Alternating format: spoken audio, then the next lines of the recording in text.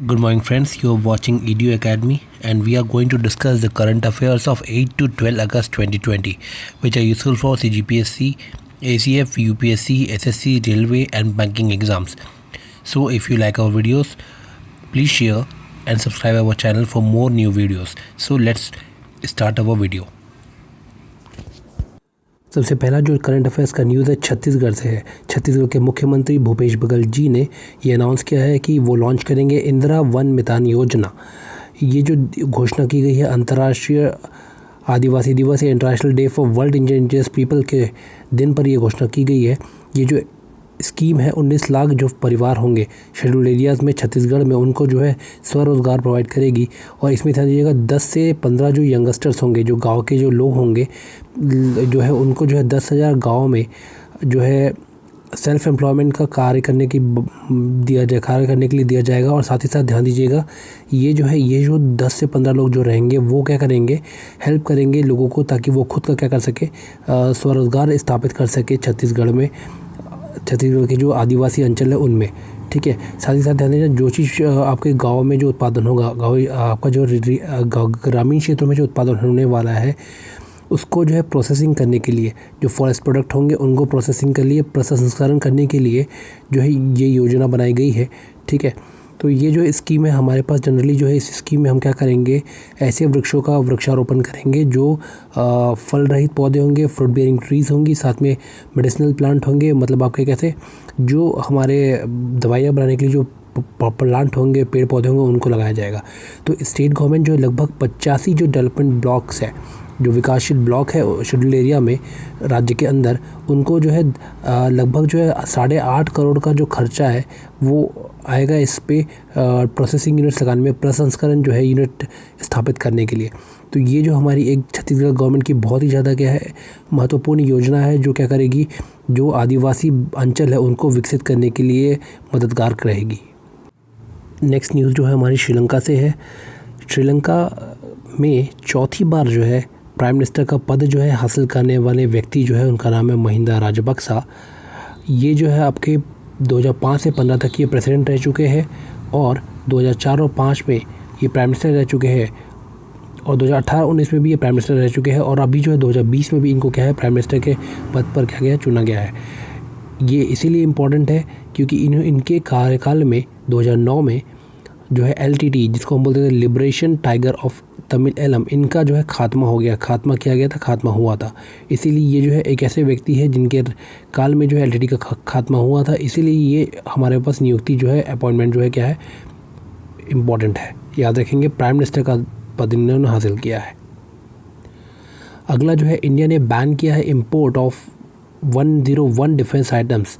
ध्यान दीजिएगा भारत के जो डिफेंस मिनिस्टर है राजनाथ सिंह जी, इन्होंने जो है ये बताया कि भारत जो है 101 डिफेंस आइटम को जो है इंपोर्ट या आयात नहीं करेगा। अब ये जो है क्या करेगा, भारत जो है मेक इन इंडिया प्रोजेक्ट के तहत जो है, मेक इन इंडिया जो स्कीम है उसके तहत जो है आत्मनिर्भर भारत के अंदर जो स्कीम है उसमें जो है क्या करेगा, असॉल्ट राइफल्स है, आर्टिलरी गन्स है, सोनार सिस्टम्स है और लाइट कॉम्बैट हेलीकॉप्टर है, ट्रांसपोर्ट एयरक्राफ्ट रडार्स है और मैनी अदर आइटम्स और बहुत सारे जो अन्य वस्तुएं हैं, इनका निर्माण भी जो है खुद क्या करेगा, भारत करेगा। ठीक है, याद रखेंगे। तो ये हमारे लिए एक बहुत ही ज़्यादा महत्वपूर्ण स्टेप उठाया गया है डिफेंस मिनिस्ट्री के द्वारा आत्मनिर्भर भारत बनने के लिए।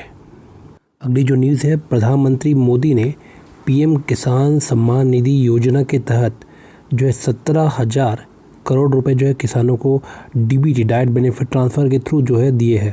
प्राइम मिनिस्टर मोदी ने जो है 9 अगस्त 2020 को 1 लाख करोड़ जो है एग्रीकल्चर इंफ्रास्ट्रक्चर फंड के तहत एग्री स्टार्टअप, उद्यमिता, एंटरप्रेन्योर्स, फार्मर्स ग्रुप्स, किसान का समूह, एग्रीटेक प्लेयर्स, इनको देने की बात कही है। और ध्यान दीजिएगा जो है 17,000 करोड़ रुपए जो है 8.5 करोड़ फार्मर्स को जो ये देंगे। अब बात करते हैं प्रधानमंत्री किसान सम्मान निधि स्कीम है क्या। ये जो स्कीम है आपकी केंद्र सरकार की, सेंट्रल गवर्नमेंट की स्कीम है। 2018 में इसको लॉन्च किया गया था। इस स्कीम के तहत 6,000 रुपये जो है वार्षिक जो है सालाना जो है 14 करोड़ किसानों को देने की बात कही है।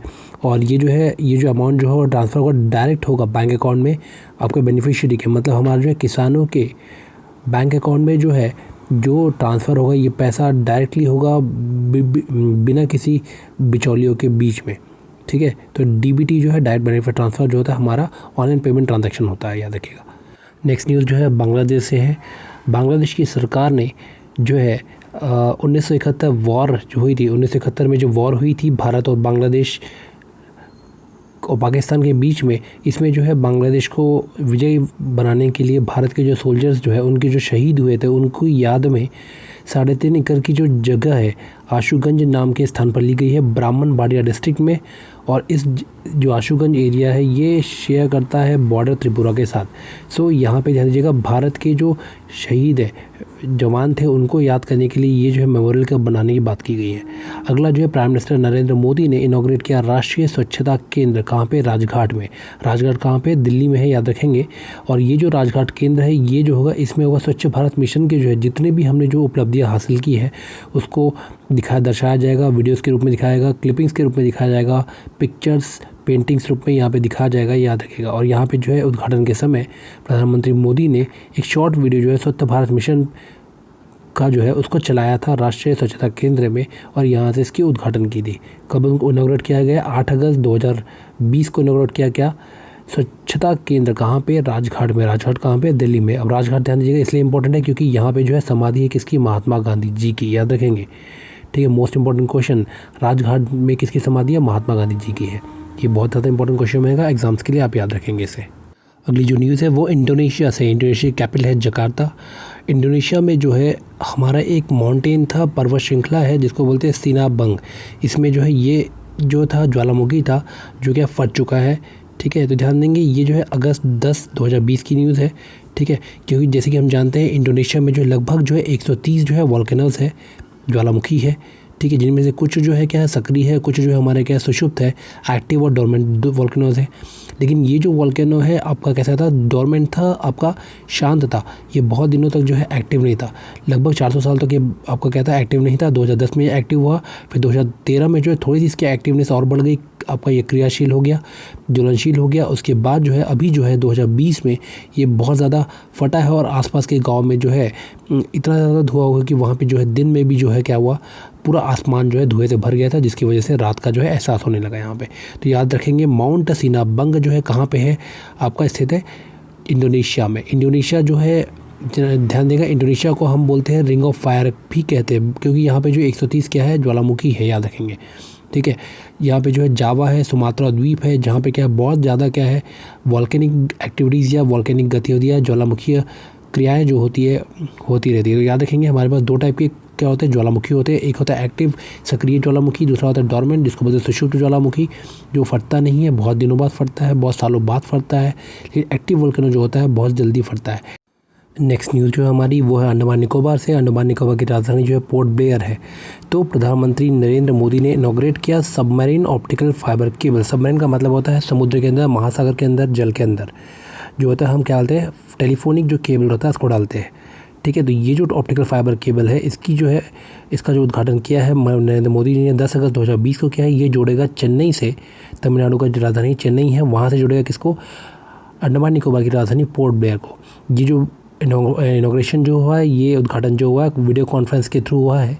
और दूसरी चीज़ ध्यान दीजिएगा, ये जो फाउंडेशन स्टोन रखा गया था इसका दिसंबर 30, 2018 को पोर्ट ब्लेयर में रखा गया था। और ये जो कार्य करने वाली जो कंपनी है जो हमारा ऑप्टिकल फाइबर डालेगी वहाँ पे, इनका नाम है भारत संचार निगम लिमिटेड, BSNL है, ठीक है।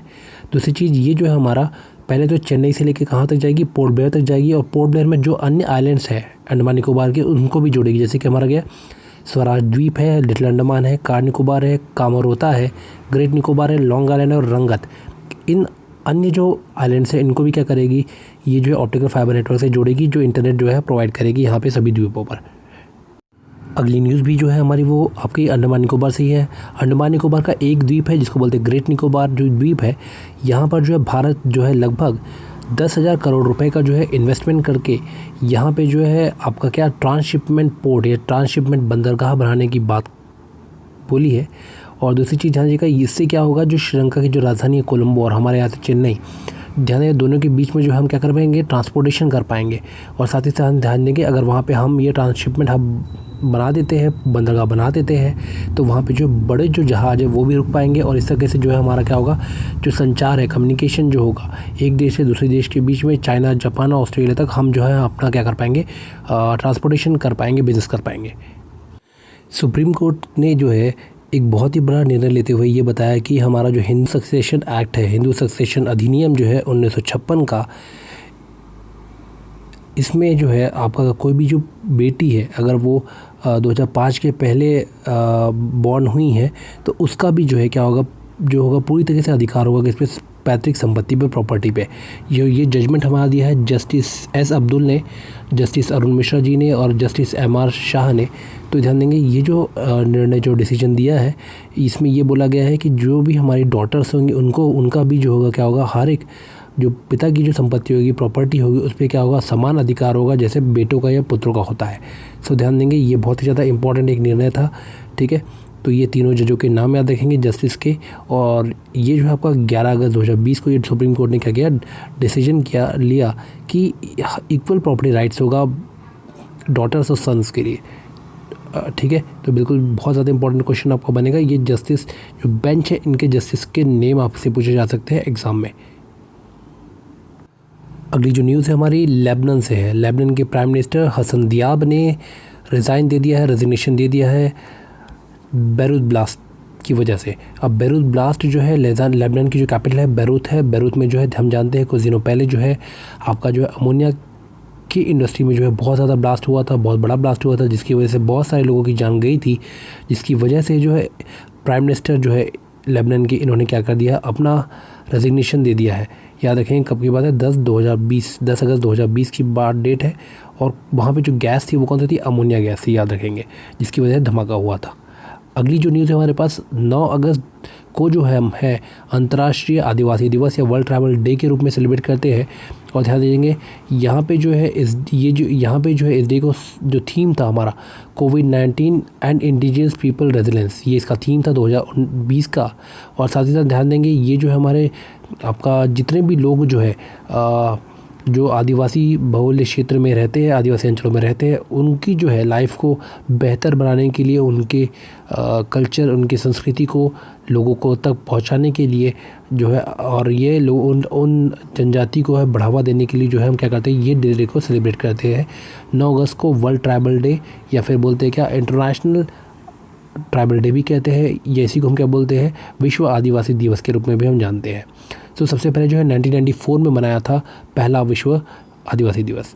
अगला जो है FSSAI food safety and standard authority of India ने हाल ही में ये अनाउंस किया कि जो जंक फूड्स होते हैं, अनहेल्दी फूड्स जो होते हैं, जैसे कि हम चिप्स खाते हैं, बर्गर्स खाते हैं, ये सब जो है 50 मीटर के दायरे से बाहर होंगे स्कूल के और एजुकेशनल इंस्टीट्यूट्स के। जैसे कि हम जानते हैं जितने भी हम जंक फूड खाते हैं वो मैदे से बनते हैं, उनकी वजह से जो है हमारा जो डाइजेशन है वो ख़राब हो रहा है, जिसकी वजह से बीमारियां होती है, इसीलिए जो है इसको क्या कर दिया है, बैन कर दिया गया है। अगला जो न्यूज़ है हमारा KVIC khadi and village industries commission. ध्यान देंगे खादी और विलेज उद्योग जो हमारा कमीशन है, ये जो है आपका अरुणाचल प्रदेश में पहला सिल्क ट्रेनिंग कम प्रोडक्शन सेंटर, मतलब सिल्क के लिए ट्रेनिंग भी देगा और साथ साथ उत्पादन केंद्र जो है स्थापित करेगा। KVIC क्या करेगा, अरुणाचल प्रदेश में पहला सिल्क ट्रेनिंग और प्रोडक्शन सेंटर स्थापित करने वाला है। अब जान देंगे जो है हमारा अरुणाचल प्रदेश ही क्यों चुना गया है। जैसे कि हम जानते हैं क्योंकि यहाँ पे जो है अरुणाचल प्रदेश जो है 4 टाइप की जो है वैराइटीज़ जो होती है सिल्क की, इसको क्या करता है, उत्पादन करता है, रेशम का उत्पादन करता है। मलबरी है, ओक है, टसर है, एरी है, मुगा है, ये 4 टाइप के हमारे पास क्या सिल्क है, इनका प्रोडक्शन करता है। और भारत जो है सेकेंड लार्जेस्ट प्रोड्यूसर है, दूसरा सबसे बड़ा उत्पादक देश है दुनिया में। 4 वैराइटीज़ प्रोडक्शन करता है, जिसमें सबसे ज़्यादा जो है मलबरी जो है, मलबरी सिल्क जो मलबरी रेशम जो है 74.51% जो होता है, और सबसे कम जो होता है मूंगा जो होता है 0.55% जो होता है करता है प्रोडक्शन। इंडिया जो होता है जितना भी उत्पादन होता है उसको उत्पादन को क्या करता है, एक्सपोर्ट कहाँ करता है, USA को करता है। अगली न्यूज़ जो है महाराष्ट्र से है। महाराष्ट्र में एक स्टडी की गई, एक अध्ययन किया गया महाराष्ट्र की एक बॉम्बे नेचुरल हिस्ट्री सोसाइटी जो है, इसने जो है अध्ययन किया है। और इस अध्ययन में इन्होंने ये पाया कि माथेरन हिल स्टेशन में मुंबई में जो है 77 नई जो प्रजातियां हैं, 77 न्यू स्पीसीज है जो बटरफ्लाइज की, तितलियों की, वो पाई गई है। तो ध्यान देंगे ये जो है मुंबई में माथेरन हिल स्टेशन है मुंबई के पास, वहाँ पे जो है ये 77 न्यू स्पीसीज जो है बटरफ्लाइज़ की, तितलियों की पाई गई है। ये याद रखेंगे, इम्पॉर्टेंट क्वेश्चन आपके लिए यहाँ पे होगा एग्ज़ाम के लिए कि कहाँ पर पाई गई है ये तितलियाँ, ये 77 प्रजातियाँ। अगली जो न्यूज़ है हमारे पास वो है हमारी डिफेंस मिनिस्ट्री, रक्षा मंत्रालय से, जिसके जो मिनिस्टर है उनका नाम है राजनाथ सिंह जी। इन्होंने जो है 10 अगस्त 2020 को जो है आत्मनिर्भर भारत सप्ताह मनाने की घोषणा की है, जिसका मूल उद्देश्य या मेन एम जो था वो क्या करता, to shift India towards local manufacturing.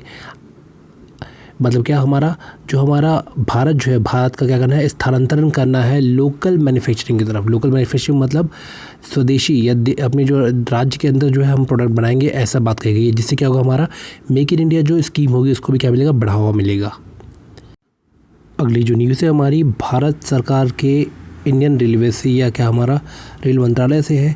Rail मंत्रालय ने ये घोषणा की है कि 10 अगस्त से लेकर के 15 अगस्त का जो वीक होगा, हफ्ता होगा, सप्ताह होगा, उसको जो स्वच्छता सप्ताह के नाम से क्या मनाएंगे, ये सेलिब्रेट करेंगे। इसमें जो है आपका स्टेशंस है, जो प्लेटफॉर्म्स है, टॉयलेट्स है, इनकी सफाई की जाएगी बहुत ज़्यादा अच्छे तरीके से और ज़्यादा साफ़ सुथरा रखने की कोशिश की जाएगी।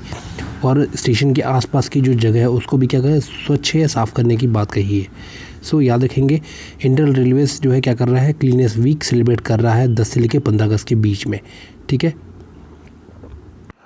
नेक्स्ट न्यूज़ जो हमारी है, वर्ल्ड हेल्थ ऑर्गेनाइजेशन ने 2017 में एक रिपोर्ट पब्लिश की थी, जिसमें ये बोला गया था कि जो यमुना नदी है, रिवर यमुना है, उसमें जो है पैथोजेंस जो है बहुत मात्रा में पाए जाते हैं, जो कि मनुष्य के लिए क्या है, हानिकारक है।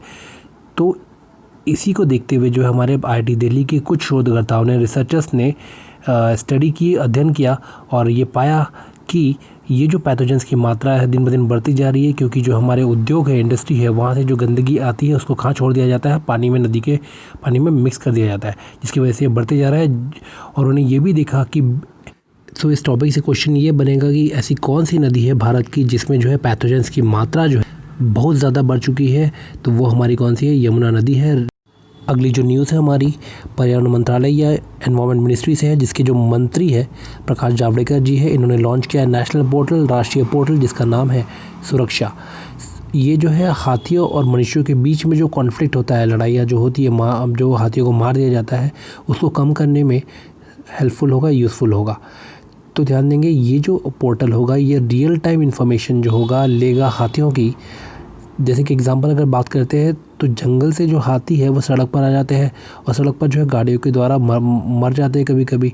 तो इसी चीज़ को, इसी दुर्घटनाओं को बचाने के लिए जो है ये क्या करेगा, हाथियों की वर्तमान स्थिति जो होगी वो उस पोर्टल पे भेजी जाएगी और उसे जो है उसको क्या करेगा, बचाया जा सकेगा।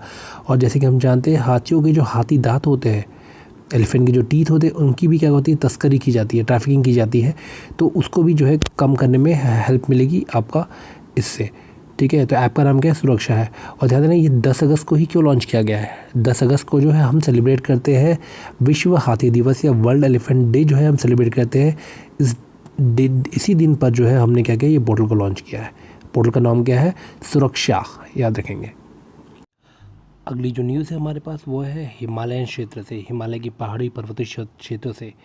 तो ध्यान देंगे, यहाँ पे जो वादिया इंस्टीट्यूट है, ठीक है, तो इन्होंने जो है क्या किया है, एक स्टडी की, एक अध्ययन किया और ये देखा कि जितने भी जो हमारे पास हिमालयन के एरियाज होते हैं, हिमालय के क्षेत्र है, वहाँ पे जो है जो जियोथर्मल स्प्रिंग्स होते हैं, भूतापीय जो फव्वारे होते हैं, उसमें जो है बहुत ज़्यादा मात्रा में क्या है, कार्बन डाइऑक्साइड जो है वो गैस क्या हो रही है, रिलीज़ हो रही है, जो कि क्या हमारे क्लाइमेट चेंज या हमारे जो वातावरण को है बहुत ज़्यादा गर्म करने में क्या है, कार्य कर रही है।